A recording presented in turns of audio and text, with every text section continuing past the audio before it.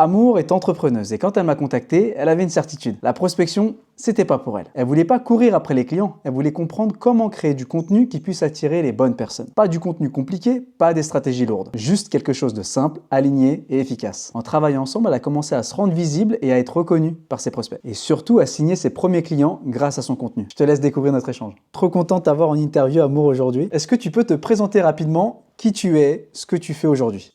Alors oui, donc du coup, je m'appelle Amour, je suis brand designer.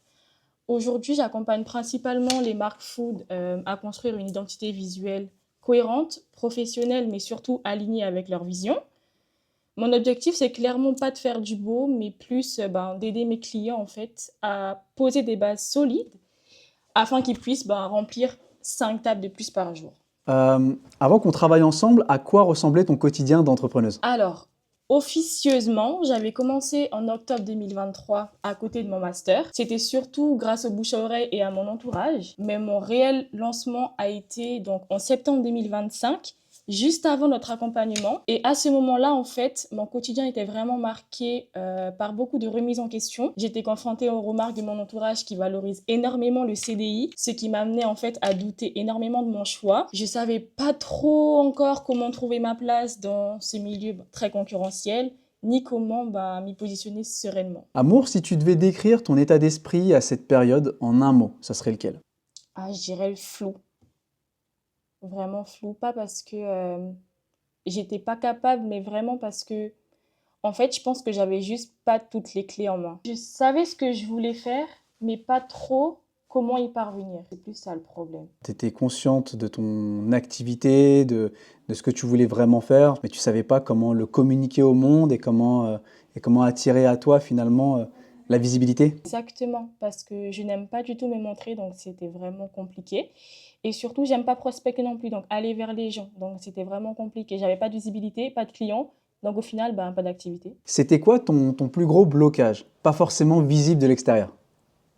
Mon plus gros blocage, je dirais que c'est mon positionnement, parce qu'en fait, j'avais énormément d'idées et c'était difficile de me recentrer à une seule niche. Parce qu'il est compliqué de parler à tout le monde, mais j'arrivais pas vraiment à trouver la chose subtile qui ferait que ça m'animerait en fait tous les jours, quoi. Est-ce que tu avais l'impression de savoir quoi faire, mais de pas forcément réussir à passer à l'action aussi? Alors oui, je savais complètement ce que je voulais, mais je savais pas en fait dans quel ordre ni comment le faire efficacement. Du coup, j'étais un peu dispersée et je perdais beaucoup de temps au final. Qu'est-ce que tu essayais de gérer seul alors qu'avec du recul, c'était trop lourd pour toi? Bah, j'essayais de tout faire toute seule en fait au départ, vraiment la vision globale, à savoir le positionnement, les offres, la stratégie, mais surtout le plus important pour moi, c'était la projection en fait sur le long terme.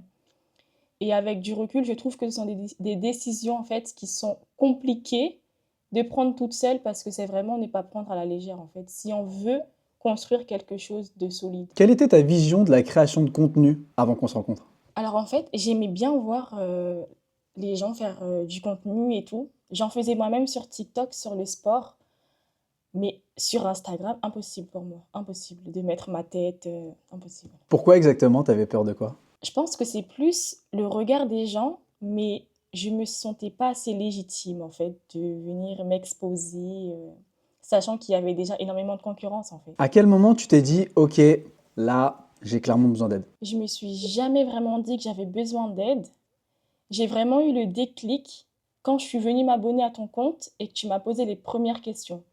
En réfléchissant aux réponses, je me suis rendu compte qu'en fait, j'avais vraiment des objectifs clairs que je voulais atteindre, mais que je ne savais pas comment y parvenir, en fait, tout simplement. Qu'est-ce qui t'a fait comprendre que rester seul, c'était pas forcément la meilleure option pour toi? Tout simplement parce que depuis 2023, j'étais seule. Et comme je te disais tout à l'heure, j'aime pas me montrer, donc pas de visibilité, pas de prospection, donc pas de clients. Au final, j'aimerais bien avancer, quoi. Donc je me suis dit, il faut absolument que je trouve quelqu'un qui puisse m'accompagner. Tu m'as tendu la perche et je l'ai tout simplement prise. Et si on se met un peu plus focus sur la période pendant l'accompagnement, Ouais. ce qui t'a marqué le plus dans notre travail ensemble, c'était quoi? Alors franchement, la clarté. Tout est devenu plus simple, plus logique.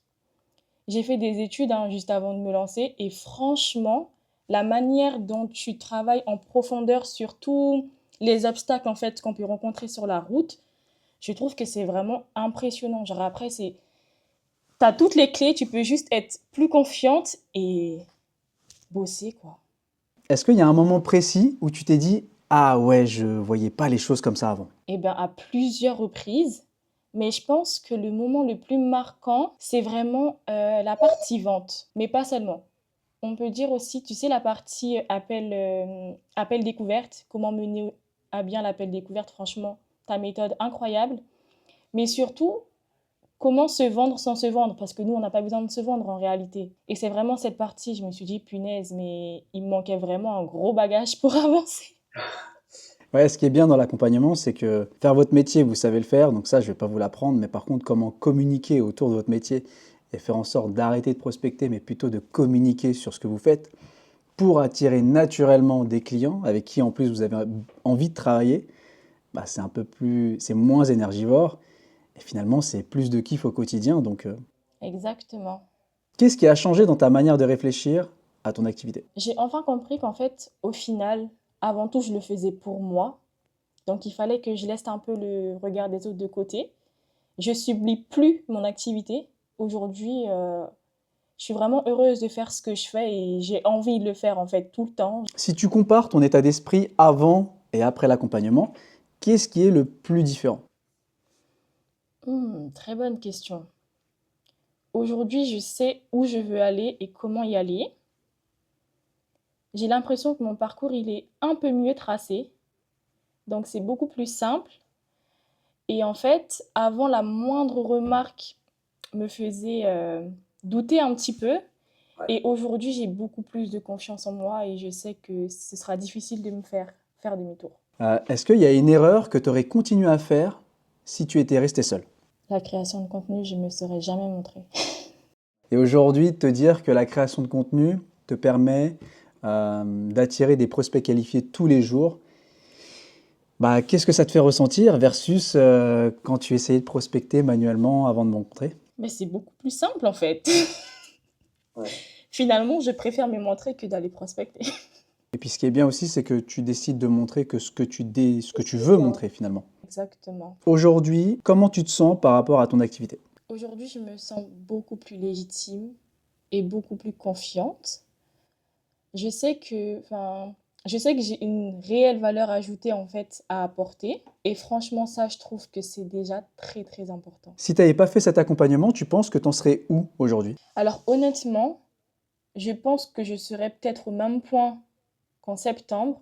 J'aurais bossé dur, hein, mais je pense que j'aurais pris beaucoup plus de temps pour arriver là où j'en suis aujourd'hui. Si tu parlais à la Amour d'il y a quelques mois, qu'est-ce que tu lui dirais? Hmm,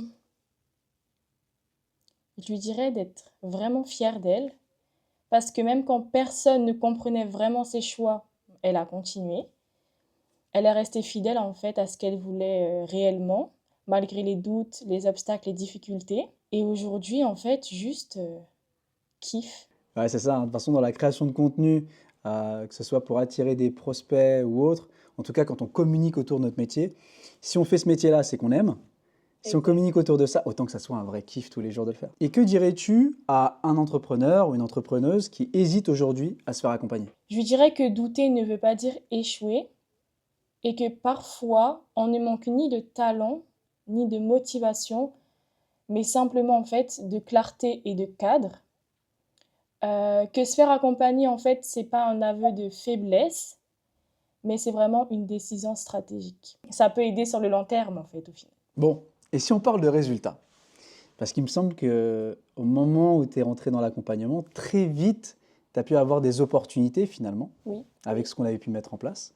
Et donc, tu as pu avoir très vite 2 clients, il me semble. oui, j'ai eu 2 clients durant l'accompagnement. Et franchement, même entre les 2 clients, je me suis améliorée parce que entre le premier et le deuxième, j'ai vraiment travaillé mes offres et donc j'ai pu avoir vraiment un chiffre d'affaires qui est très proche de 3 000 € juste avec mes 2 clients. Et j'en suis très fière aujourd'hui. Bravo à toi. Si tu es entrepreneur, freelance ou indépendant et que tu te reconnais dans son parcours, que tu sais que la visibilité c'est essentiel mais que tu ne veux pas t'épuiser à poster n'importe comment, alors tu peux candidater pour mon accompagnement. Le lien est dans la description. À très vite.